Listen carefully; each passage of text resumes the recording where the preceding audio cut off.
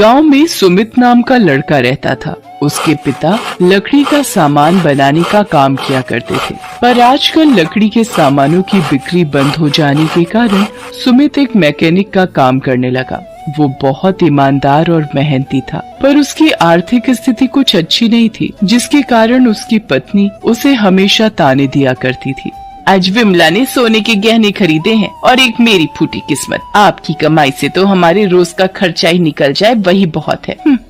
ऐसी बातें क्यों करती हो? देखना एक दिन मैं बहुत ही अमीर बन जाऊंगा। इतनी मेहनत करूंगा कि हमारे पास किसी भी चीज की कमी ना रहे, फिर तुम्हें कार में घुमाऊंगा। मेहनत से कभी कोई कुछ हासिल कर पाया है भला? अब आपकी चिकनी चुपड़ी बातों में मैं आने वाली नहीं। जब से इस घर में मेरी शादी हुई है, मैंने तो सपने देखना ही छोड़ दिया। सुमित गैरेज में खूब मेहनत करता, दिन भर अपने काम में ही लगा रहता। अब तो वो अपने खाने पर भी ध्यान नहीं देता था। उसकी कड़ी मेहनत को देखकर उसके गैरेज का मालिक कहता है, क्या बात है सुमित, आजकल तुम गैरेज में दिन रात कड़ी मेहनत करते हो? रात हो गई है तुम्हें, अब तुम्हें घर जाना चाहिए।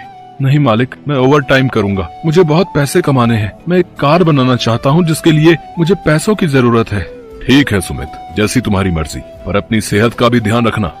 सुमित ओवर टाइम से मिले पैसे को एक गुल्लक में जमा करता जाता है और कुछ दिन बाद जब गुल्लक भर जाता है तो वो उस गुल्लक को फोड़कर सारे पैसे बाहर निकालता है। आखिरकार मैंने इतने पैसे जमा कर ही लिए। अब इन पैसों से मैं कार के पार्ट्स खरीदूंगा और फिर उससे एक कार बनाऊंगा। कहीं आप पागल तो नहीं हो गए हैं? आप कार बनाएंगे? फिर तो बन गई कार। हाँ सुमन, आज तक मैंने तुम्हें कभी कुछ नहीं दिया, पर मेरी दिली इच्छा थी कि मैं तुम्हें कार में घुमाऊं। इसलिए कई दिनों से मैं थोड़े थोड़े पैसे जमा कर रहा था। आज गुल्लक में बहुत पैसे हो गए। इससे मेरे कार के लिए अच्छा खासा सामान आ जाएगा। सुमित दिन रात मेहनत करके कार को कंप्लीट बना लेता है। वो उसे चलाकर देखता है और कार चल पड़ती है। सुमित की खुशी का कोई ठिकाना ही नहीं रहता। आखिरकार मैंने बना ही ली मेरी कार, मेरी खुद की कार। अब सुमन मुझ पर कभी गुस्सा नहीं करेगी। पूरे इलाके में शायद ही किसी के पास ऐसी अनोखी कार होगी। शाबाश सुमित, शाबाश। ऐसी लाजवाब कार तो हमने आज तक नहीं देखी। मुझे तुम पर गर्व है। जाओ, जल्द से जल्द ही कार अपनी पत्नी को दिखाओ। हाँ मालिक, हाँ मैं अभी जाता हूँ। सुमित गाड़ी लेकर अपने घर के लिए निकल जाता है। वो मस्ती से कार चलाता है और गाना गुनगुनाता है।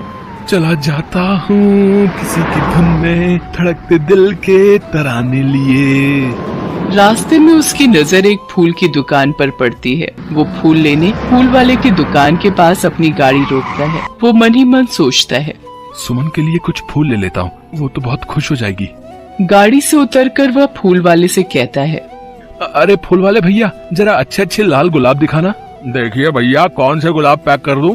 सारे गुलाब ताजे हैं। ये लाल गुलाब लीजिए, भाभी खुश हो जाएंगी, बता रहा हूँ। सुमित दुकान से गुलाब लेकर जैसे ही पीछे मुड़ता है, देखता है कि कार वहाँ है ही नहीं। हे भगवान, कहाँ गई मेरी कार? यही तो खड़ी की थी मैंने। मेरे सारे पैसे उसमें लगे हैं। अब मैं सुमन को क्या कहूँगा? भैया देरी मत करिए, तुरंत पुलिस स्टेशन जाकर रिपोर्ट करवाइए। हाँ। सुमित भागते भागते पुलिस स्टेशन जाता है। पसीने से लथपथ सुमित पुलिस स्टेशन पहुंचता है। हवलदार साहब, मेरी कार चोरी हो गई है, मुझे रिपोर्ट लिखवानी है। तो जैसे फटीचर के पास कार कहाँ से आएगी? जाओ जाओ, टाइम खराब मत करो। मैं एक मैकेनिक हूँ, मैंने बनाई है कार। आप मुझे बड़े साहब से मिलवा दीजिए। मेरी सारी मेहनत की कमाई उस कार को बनाने में लगी हुई है। मेरी पत्नी को पता चला कि कार चोरी हो गई है तो वो मुझे जिंदा नहीं छोड़ेगी। इतना आसान काम नहीं है रिपोर्ट दर्ज कराना। रिपोर्ट लिखवाने के लिए पहले तुम्हें टाइपराइटर से सारी बातें लिखवा कर लानी होंगी। उसके बाद कहीं रिपोर्ट दर्ज होगी। और जहाँ तक रही बड़े साहब से मिलने की बात, तो बड़े साहब तो अभी छुट्टी पर हैं। 4 दिन बाद ही आएंगे। तुम 4 दिन बाद आओ। सुमित बहुत दुखी हो जाता है और उदास चेहरे के साथ अपने घर जाने के लिए निकल पड़ता है।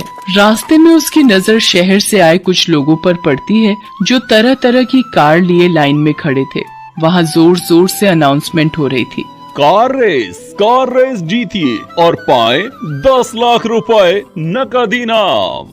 अगर मेरे पास मेरी कार होती तो आज मैं जीत जाता, पर शायद मेरी किस्मत में ऐसा नहीं लिखा है।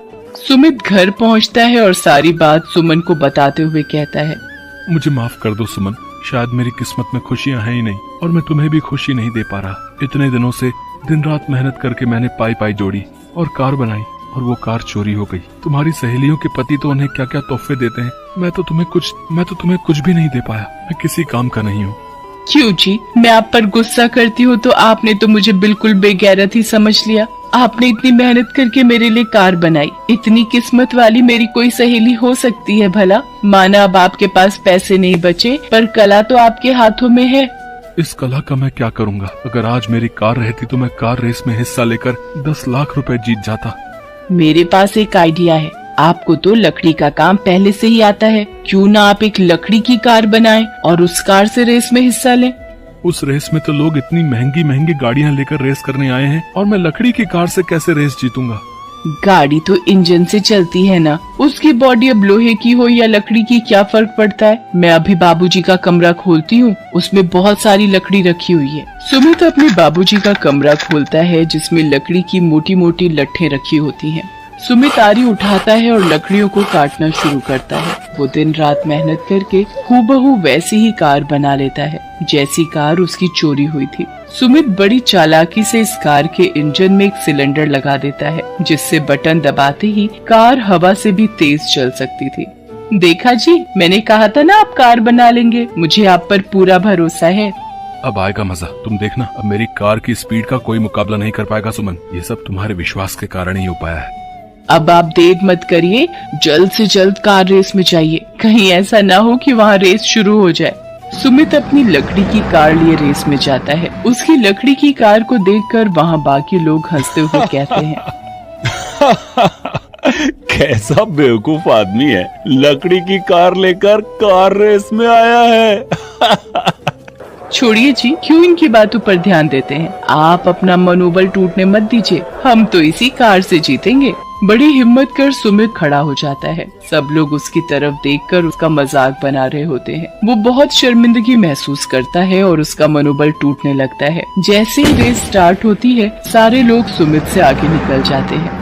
अरे ये क्या, सिलेंडर का बटन काम क्यों नहीं कर रहा? अरे चालू हो जा मेरी कार, मेरी इज्जत तेरे हाथ में है।